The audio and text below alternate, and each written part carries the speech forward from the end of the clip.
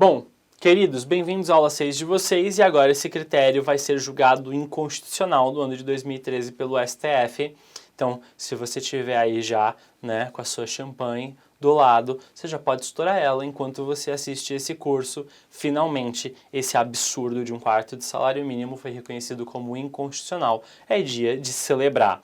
Então, no ano de 2013, o recurso extraordinário 567985, que estava em repercussão geral, vai ser julgado. Vai ser julgado junto com outro recurso extraordinário e com uma reclamação de número 4374, para fazer o enfrentamento do critério de 1/4 de salário mínimo, se é constitucional ou inconstitucional, e da possibilidade de exclusão da renda de um idoso no momento da concessão do benefício para outro idoso, que está fundamentado no artigo 34, parágrafo único do Estatuto do Idoso. Nós vamos ver isso aos poucos. Mas inicialmente vejam, repercussão geral, benefício assistencial de prestação continuada, idoso, renda per capita familiar inferior a meio salário mínimo, artigo 203, inciso 5 da Constituição Federal, admitido pelo colegiado maior. Com muita comemoração, se recebeu a repercussão geral desse tema, o colegiado trouxe para si de novo a discussão do tema.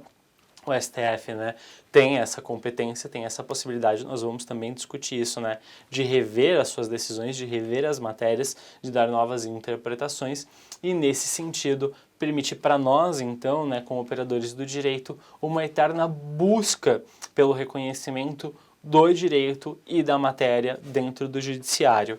E aqui eu gostaria de trazer para vocês o seguinte convite.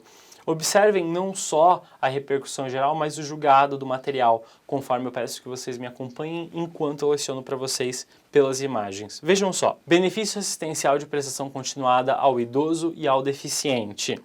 Estabeleceu os critérios para que o benefício mensal de um salário mínimo seja concedido aos portadores de deficiência aos idosos que comprovem não possuir meios de prover a própria manutenção ou de tê-la provida por sua família. Isso é o que a LOAS fez em 1993.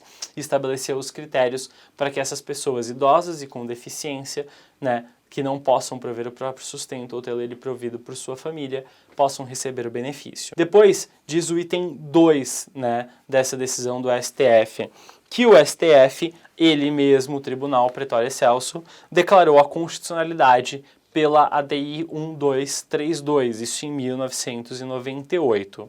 Sigam comigo o item 3, que vai dizer na próxima imagem que a decisão do Supremo, entretanto, não pôs termo, não pôs fim à controvérsia quanto à aplicação do caso concreto, em caso concreto, do critério da renda familiar per capita estabelecida pela LOAS. Ou seja, muito se discutiu no Judiciário, súmula 11 da TNU, repetitivo 185 do STJ, se é possível sobrepassar este critério. E nesse sentido, tanto a TNU como o STJ estavam cobertos de razão. O critério de 1/4 de salário mínimo, mesmo que reconhecido como constitucional, poderia trazer tão somente a seguinte possibilidade, que estando a pessoa abaixo de uma renda per capita de 1/4 de salário mínimo, já havia presunção de miserabilidade, mas estando igual ou acima, havia o que nós entendemos como a possibilidade de comprovação, desde que pelo caso concreto. Nesse sentido, fica aqui o meu convite para que nós possamos observar continuamente que o próprio texto do STF declarou que, paralelamente, foram editadas leis que estabeleceram critérios mais elásticos para a concessão de outros benefícios assistenciais, como, por exemplo, Bolsa Família, Política Nacional de Acesso à Alimentação, dentre outros, que inclusive permitiam que era possível fazer o reconhecimento de concessão de benefícios com critérios de até meio salário mínimo, conforme adotados pelo STF. E nesse sentido, vejam o que está escrito um pouco mais adiante, ao final.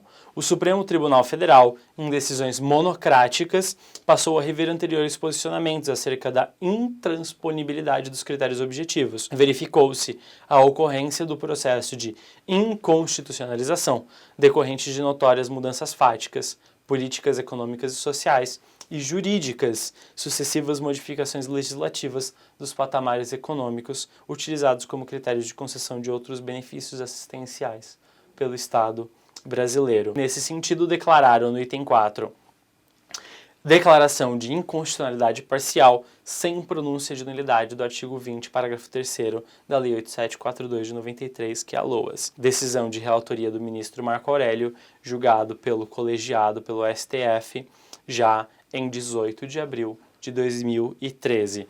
Nesse sentido, vem o meu convite para vocês. O que nós temos agora é o STF, depois de 1998, em 2013, e após a súmula 11 da TNU e o repetitivo 185 do STJ, reconhecendo a inconstitucionalidade do critério de 1/4 de salário mínimo, e inclusive usando para poder balizar a concessão desse benefício critérios econômicos mais estendidos, como, por exemplo, o critério de meio salário mínimo. Isso não significa que nós devemos trocar 1/4 do salário mínimo por meio salário mínimo. Adotar um critério prejudicial de 1/4 do salário mínimo já é muito complicado.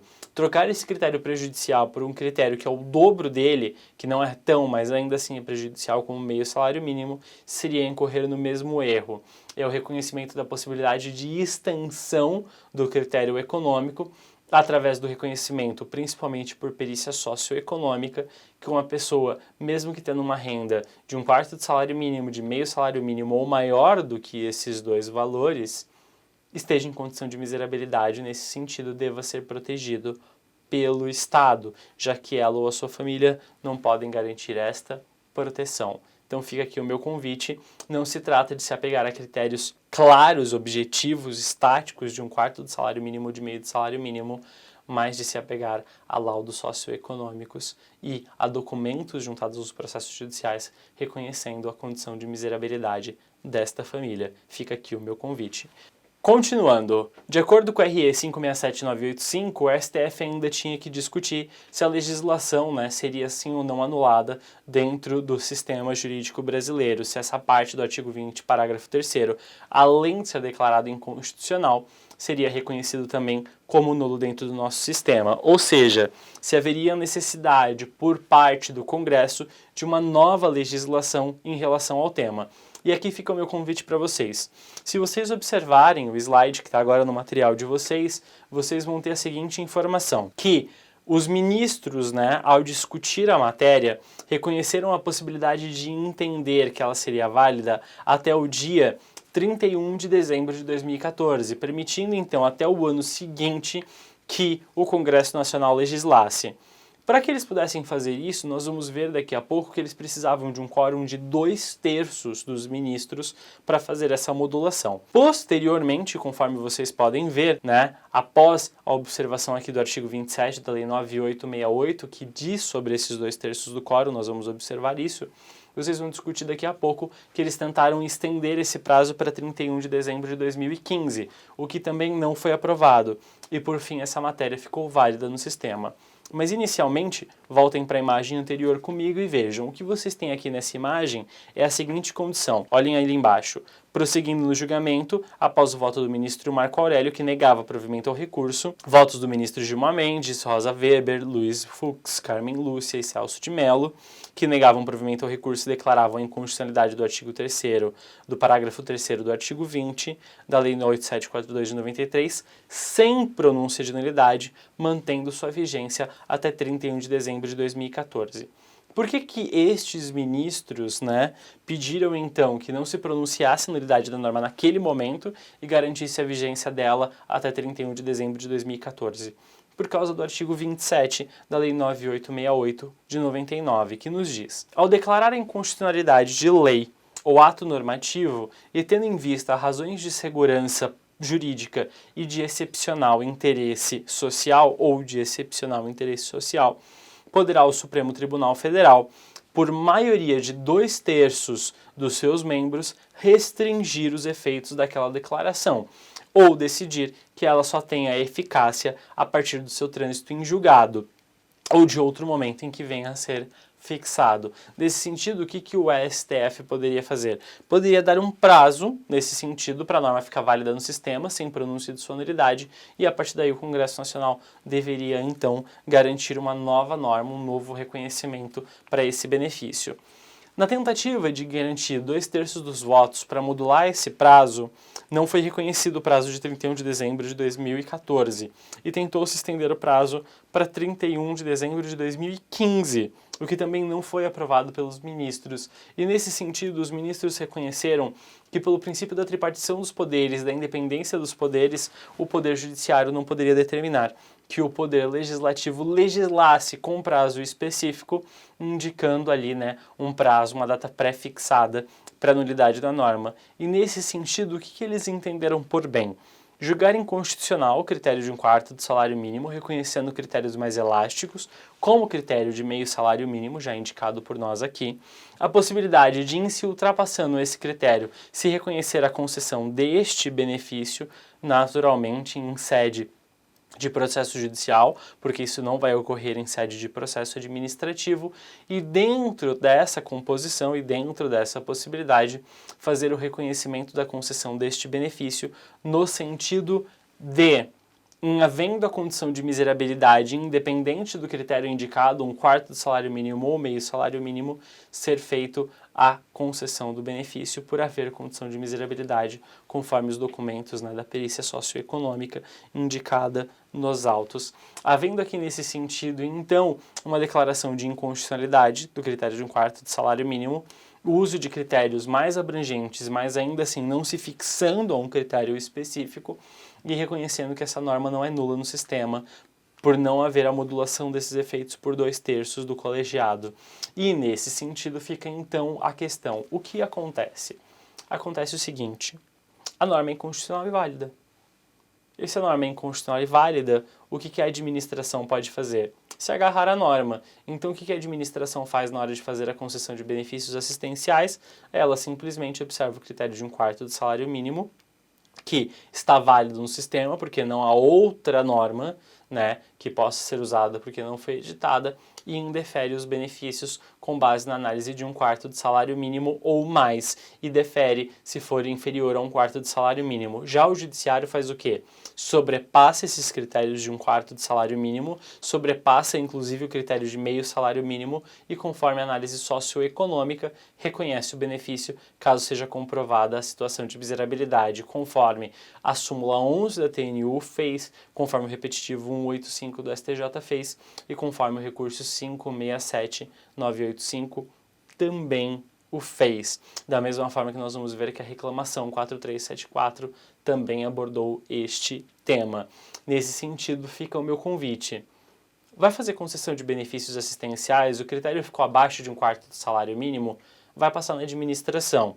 Vai fazer a concessão desses benefícios assistenciais, o critério é igual ou maior a 1/4 do salário mínimo, bora para o judiciário. Lá as coisas acontecem com muito mais facilidade, principalmente quando você tem o reconhecimento de todas essas condições e de toda essa evolução que eu apresentei para vocês nesse curso.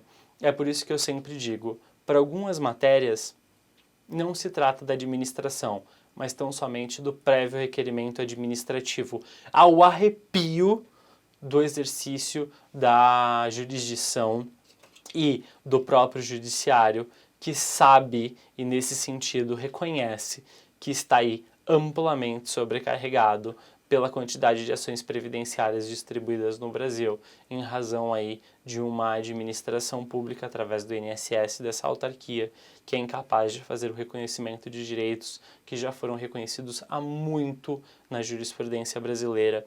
Enquanto a administração pública não for capaz de reconhecer essas decisões da magistratura, essas decisões do judiciário brasileiro, como decisões amplamente benéficas e começar a fazer a concessão desses benefícios em sede administrativa, é o judiciário que será amplamente penalizado pelo excesso de ações. E aqui eu não estou discutindo com vocês se isso é bom para um ou bom para o outro. Estou discutindo com vocês o seguinte: olha o tamanho da máquina da administração pública por parte da autarquia, olha o tamanho da máquina do judiciário, olha a quantidade de pessoas trabalhando, cuidando de processos, olha a quantidade de advogados trabalhando, de pessoas aguardando, olha a quantidade de benefícios aguardando para serem concedidos e analisados, de mandados de segurança e de destrancamento, tudo porque não há uma coerência na aplicação dessas normas.